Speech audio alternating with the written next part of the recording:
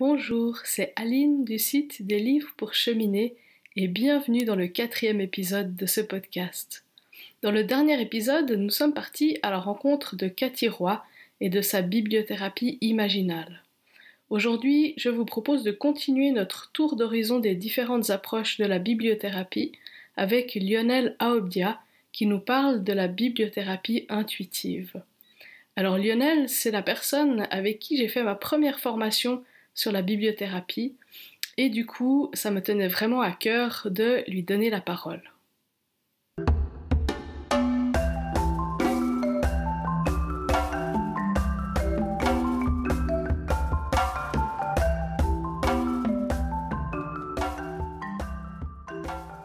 Alors bonjour Lionel, merci beaucoup d'avoir accepté mon invitation pour cette interview. Bonjour Aline, avec plaisir, avec grand plaisir. Est-ce que tu peux te présenter en quelques mots pour commencer? Oui, donc je suis Lionel Aobdia et je pratique la bibliothérapie depuis 2014, quand je me suis formé. Voilà. D'accord, super. Et du coup, en 2014, la bibliothérapie était encore moins connue qu'aujourd'hui. Comment est-ce que tu as rencontré cette discipline? Par hasard, Paul Éluard dit toujours il n'y a pas de hasard, il n'y a que des rendez-vous. Je cherchais plutôt un atelier ou un séminaire d'écriture et je suis tombé sur la bibliothérapie qui me parlait pas du tout. Je connaissais pas le mot. Après des recherches sur Google, j'ai vu en quelques mots ce qu'était la bibliothérapie et je me suis dit c'est génial, j'ai toujours fait ça toute ma vie, trouver le bon livre pour la bonne personne, je veux explorer ça. Voilà. Et je me suis engagé dans cette voie par étapes, hein, mais je me suis engagé en 2014. D'accord, super. Et comment est-ce que tu t'es formé? Parce que bon, on est d'accord que en ce qui concerne la bibliothérapie, il n'y a pas encore de formation officielle. Il y a quelques personnes qui proposent des formations comme ça de manière individuelle. Donc comment est-ce que toi tu as fait pour te former? Alors, je me suis formé auprès de Régine de Tambel, Mhm. qui était, on va dire, une pionnière en France de la bibliothérapie, dans ce qu'on pourrait appeler la vulgarisation de la bibliothérapie. Marc-Alain Waknin avait écrit en 93 Bibliothérapie, lire, c'est guérir. Mais Régine de Tambel a lancé des formations, des initiations. Donc j'ai suivi Régine de Tambel. Et après, j'ai trouvé qu'il me manquait pas mal de choses. Donc j'ai pioché dans des compétences que j'avais eues dans le passé comme travailleur social. Mhm. Euh, j'ai fait des ateliers, des formations, surtout sur les postures de l'accompagnement, hein, parce qu'en fait, en bibliothérapie, en littérature, j'avais le bagage que j'avais, donc je souhaitais continuer à travailler comme ça. Mais c'est vraiment dans le métier de l'accompagnement que je trouvais que ça pêchait pour moi, quoi. Même si j'avais une formation de travailleur social, même si j'avais fait des formations plutôt commerciales, mais j'avais une expérience de la formation. Voilà. Mhm. Donc, du coup, c'est vraiment important en plus d'une formation en bibliothérapie, finalement, d'avoir une formation dans quelque chose qui a une relation avec l'humain, avec l'écoute, avec l'accompagnement. Complètement. C'est comme ça d'ailleurs que j'ai construit les formations que je propose, en mettant tout ce qui m'avait manqué. Ouais, ouais. Donc, j'ai essayé de faire une boîte à outils, notamment surtout aussi sur les premiers temps, sur les outils pour accompagner, les ressources, la communication, tout ce qui peut être aussi le statut, Mhm, toutes ces choses-là. Toutes mhm. ces choses-là, voilà, au-delà du livre au sens général du terme, Mhm. mais toutes ces choses d'accompagnement qui, à mon sens, euh, sont aussi primordiales que la culture livresque, évidemment, hein. Tout ce qui était déontologie, tout ce qui était éthique, c'était des choses qui, pour moi, m'avaient manqué, moi, quand je me suis formé, hein, dans la Ouais. mesure où j'avais des compétences peut-être naturelles et des compétences acquises dans ce qui concernait le livre et la bibliothérapie, mais pour en faire une pratique au quotidien, pour moi, il manquait des choses. Ouais. Voilà. Qui évidemment se trouve en cherchant et évidemment par l'expérience, évidemment. Mhm, mhm. Ouais. Alors, si tu devais donner ta définition de la bibliothérapie, quelle serait cette définition? Ah, c'est l'accompagnement par le livre, hein. J'aime beaucoup le mot accompagnement. Mhm, Euh, qui prend son sens aussi, hein. Le mot thérapie à l'étymologie qu'on lui prête maintenant, même si le mot thérapie n'a pas exactement une étymologie de soins, mais j'aime beaucoup le mot accompagnement parce que le livre doit être un éveil. La personne accompagnée doit être prête à entendre les messages du livre que le bibliothérapeute va lui soumettre. Donc, pour moi, on va résumer à accompagnement par le livre, parce qu'il est évident qu'il y a plusieurs formes de bibliothérapie en fonction des sensibilités du bibliothérapeute. Ouais. Alors justement, il y a différentes formes de bibliothérapie, différentes manières de la pratiquer en fonction des richesses de chacun. Donc toi, tu as développé une approche particulière de la bibliothérapie. Est-ce que tu peux nous en parler un petit peu? Oui, oui, alors moi j'ai appelé ça bibliothérapie intuitive, dans la mesure où je me suis très tôt intéressé un petit peu aux écrivains qui avaient des contacts, on va dire, avec le subtil, comme Victor Hugo ou Chateaubriand ou Edgar Allan Poe. C'est un domaine qui m'a à la fois qui m'attirait et qui me faisait peur. J'ai eu conscience aussi que l'intuition était quelque chose qui était euh, étudié par les scientifiques, et c'était quelque chose de très euh, sérieux, de très puissant, et ça m'a intéressé de développer ça. Voilà. Et donc j'ai également des capacités médiumniques, hein, je suis médium voyant, Mhm. je pratique pas en médiumnité et en voyance pure, mais dans les métiers de l'accompagnement, j'ai voulu mettre la bibliothérapie aussi dans le panel des outils, et ça me permet de délivrer des messages avec des romans. D'accord, ouais. Voilà. Et du coup, comment est-ce que tu mets ça en pratique dans une séance? Comment est-ce que ça se passe, une séance de bibliothérapie intuitive? Alors, moi, je reçois les personnes, je peux travailler avec des cartes, je travaille également avec les cartes hébraïques, le tarot des lettres hébraïques, Mhm. plusieurs tarots même. Il y a des tarots de Marie-Elia qui a fait un livre magnifique qui s'appelle Rencontre avec la splendeur. Il y a Deepak Chopra, il y a la Kabbale, il y a aussi Gérard Athias et Deborah Waknin. Gérard Athias qui a beaucoup travaillé sur les mots MAUX du corps, Mhm. en kinésiologie, sur des choses de ce type, qui a sorti un jeu de lettres hébraïques où il y a des états émotionnels qui peuvent être associés aux lettres. Donc, moi, je travaille parfois avec un jeu qui me permet d'avoir un biais pour pas poser des questions aux personnes, et pour avoir un outil posé sur la table et que les personnes s'ouvrent peut-être davantage, même si j'ai des messages, moi, hein, de toute façon, et des intuitions, et des canalisations, et des guides qui me parlent parfois. Mhm. Euh, je, je n'apporte rien qui ne doit pas être entendu. Voilà, donc le mot accompagnement, je le répète encore une fois, a du sens. Donc j'évoque des choses et je vois si elles peuvent être évoquées. Euh, et j'ai des romans qui me viennent, donc ils peuvent avoir trait à des choses énergétiques, à des choses qui ne sont pas encore passées, à des choses qui sont passées dans le passé mais qui n'ont pas été dépassées. Euh, voilà. Et donc, j'échange avec la personne pour voir quelle est la liste que je vais pouvoir fournir euh, concernant la séance de bibliothérapie. D'accord. Donc tu parles de romans. Est-ce que tu proposes uniquement des romans ou d'autres types de livres? Alors, très peu de livres de développement personnel, dans la mesure où les personnes qui viennent me voir sont déjà très férus de développement personnel, ont déjà une bonne connaissance des principaux ouvrages. Donc très rarement, je propose des livres de développement personnel. Je travaille parfois avec les accords Toltec, les 4 Mhm. accords Toltec de Don Miguel Ruiz, qui permettent un apaisement assez immédiat des personnes qui pourraient être un peu perdues ou un peu en stress. Il y a des petits principes au quotidien à appliquer qui sont basiques, immédiats et d'une efficacité éprouvée.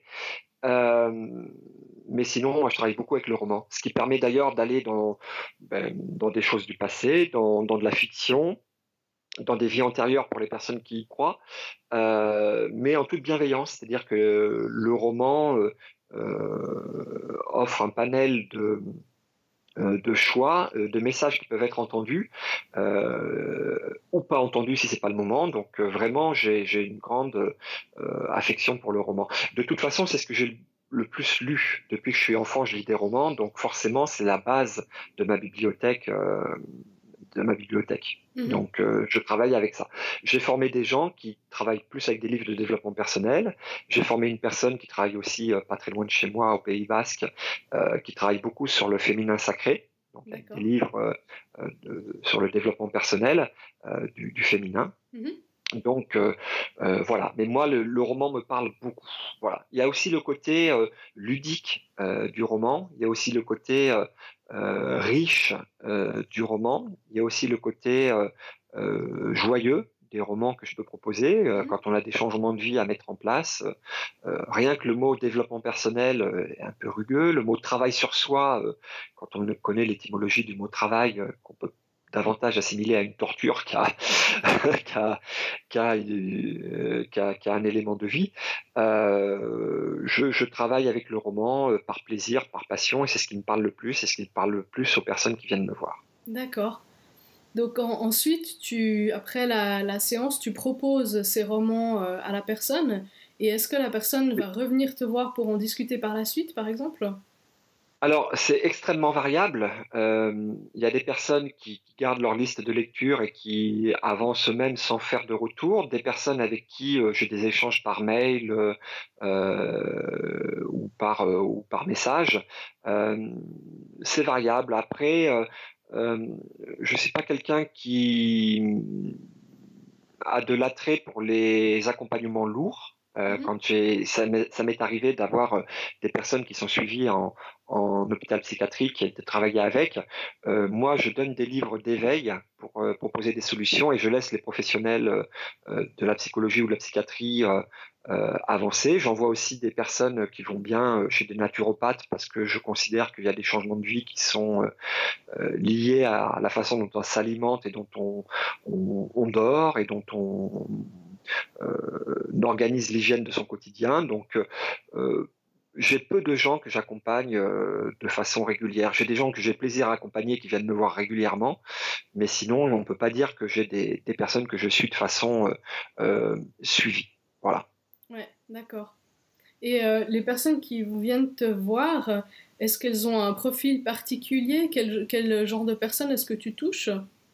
Alors, vraiment des personnes en quête d'identité, beaucoup de femmes, donc c'est un peu peut-être commun au métier de l'accompagnement, hein, quand je Mhm. discute avec des personnes qui sont dans la sophrologie, dans la naturopathie, dans l'hypnose euh, d'accompagnement ou dans tous ces métiers d'accompagnement, on a quand même plutôt des femmes qui viennent nous voir. Pour moi, c'est souvent des changements de vie ou des personnes qui refoulent une identité forte qu'on pourrait avoir, qui a été peut-être malmenée par la lignée ou par les époques ou les milieux dans lesquels on a vécu. Donc, euh, moi, j'aime bien le mot révélation de potentiel, éveil à son être profond. C'est des mots qui me parlent. Mhm. Donc, c'est vraiment la plupart des personnes qui viennent me voir. Évidemment, les personnes, j'ai parfois des personnes, on va dire, très académiques dans la littérature qui viennent par amour du livre, et on peut faire un travail, et on fait un travail de grande qualité qui est toujours enrichissant pour la personne et pour moi.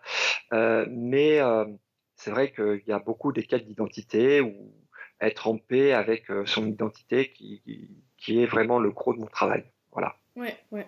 Ok. Et est-ce que tu travailles aussi avec des groupes? Est-ce que tu proposes aussi des ateliers de groupe ou c'est uniquement du travail individuel comme ça? Alors, je fais pas mal de conférences où j'explique ce que c'est que la bibliothérapie ou comment je Mhm. travaille avec le livre et avec les lettres hébraïques, parce que les lettres ont une énergie et une vibration, les mots évidemment qui sont composés de lettres euh, encore plus. Mhm. Donc c'est quelque chose qui me passionne, tout ça, donc je fais des conférences sur ce sujet-là. Des ateliers, j'en fais un peu moins parce que les ateliers, on part quand même d'un préconçu sur un groupe homogène. Donc j'en fais un peu moins. Il m'arrive d'en faire surtout avec les enfants. D'accord, Parce que ouais. là, on va pas fouiller des choses individuelles. Voilà. J'en fais parfois aussi quand même, mais j'en fais moins qu'à mes débuts. À mes débuts, je faisais souvent des ateliers. Maintenant, je fais ou de l'individuel ou des conférences où j'apporte des éclairages sur les choses qui me sont demandées en conférence, par exemple. D'accord, ouais. Et tu disais que tu formais des personnes. Est-ce que tu peux nous parler un petit peu des formations que tu proposes? Alors, je fais des formations à la bibliothérapie intuitive. Il y a des modules, hein, le module bibliothérapie, le module l'accompagnement, le module les ressources, les outils, le module les premiers temps avec le statut et la communication. Donc, c'est vraiment une formation que j'ai établie avec les choses qui me faisaient vibrer, qui me parlaient. Et j'avais remarqué des fois chez des personnes qui font de l'accompagnement, que ce soit naturopathie ou même en médiumnité, des choses qui me dérangeaient quand elles m'exprimaient comment elles travaillaient ou ce qu'elles avaient dit à certaines personnes. Il y avait des choses qui me choquaient parfois. Donc, j'ai rédigé des choses qui me paraissaient essentielles dans le respect d'une personne qui vient consulter quelqu'un. Voilà, ce sont des formations aussi où les personnes qui viennent en formation ont du travail à faire pour rédiger un peu leur propre charte éthique, leurs valeurs, pour pouvoir travailler en accord avec celles-là, parce que c'est pas parce que moi j'ai ces valeurs et cette charte qu'elle doit être commune aux personnes qui veulent travailler. J'ai formé une personne qui a une très solide expérience livresque de choses beaucoup plus académiques et qui travaille très bien avec ça, des personnes qui sont plus ouvertes, on peut dire, au subtil ou aux énergies. Voilà, donc ça s'adresse évidemment à tout le monde. Je dis même que la qualité principale d'un candidat, ça doit être son goût pour l'accompagnement de l'humain plutôt que la littérature. Ouais, ouais. Voilà, parce qu'on peut toujours compléter des listes de livres défaillantes, enfin qu'on n'aurait pas, si on n'a pas une solution pour un livre. Ça m'est arrivé, moi, hein, d'appeler des amis qui sont des grands lecteurs ou professionnels du livre, ou même amateurs de livres éclairés, pour dire tiens, je cherche un livre qui traiterait de ce sujet, et moi ça m'était pas venu, et on me l'a apporté sur un plateau, le titre, j'avais oublié ce livre. Donc ça, on peut toujours compenser ce manque-là, mais le manque de sensibilité dans l'accompagnement, c'est quand même beaucoup plus difficile à compenser. Ouais, absolument. Voilà. D'accord.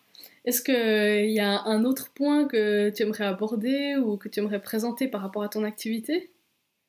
Non, j'ai vraiment beaucoup de plaisir à faire ce métier, à former des gens. Je pense que toi, comme moi, comme les autres qui travaillent dans la bibliothérapie, on a une belle page blanche à écrire pour cette discipline qui est très méconnue. Hein. Ça reste ça reste quand même le combat à mener, c'est de faire connaître l'accompagnement par le livre. Voilà, donc moi j'ai beaucoup de plaisir à le faire, à vivre de ça. Je fais des salons du bien-être, je fais des conférences, je fais des ateliers, je me déplace, je forme des gens. C'est toujours très enrichissant cette rencontre. Et puis on se rend compte que même des gens, des fois, qui viennent me voir, qui me disent qu'elles n'aiment pas lire ou qu'il n'y a pas de goût à la lecture, quand on trouve le livre qui a un message pour la personne, alors là, il y a une passion de la lecture, et ça, c'est merveilleux. Et évidemment, le bibliothérapeute s'efface derrière le message du livre, donc c'est quelque chose qui correspond pleinement à ce que je veux faire, c'est-à-dire apporter des messages sans forcément me mettre en avant, et voilà. Ouais. Donc je suis vraiment heureux de pratiquer ce beau métier.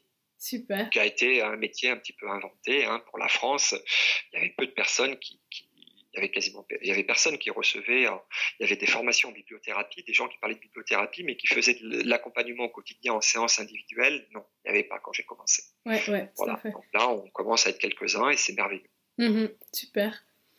Et voilà. Pour ceux qui seraient intéressés, où est-ce qu'on peut te retrouver les informations sur tes formations, justement? Alors, j'ai un site internet, hein, www.bibliothérapie.net, bibliothérapie sans l'accent, ou sinon on tape Lionel Aobdia.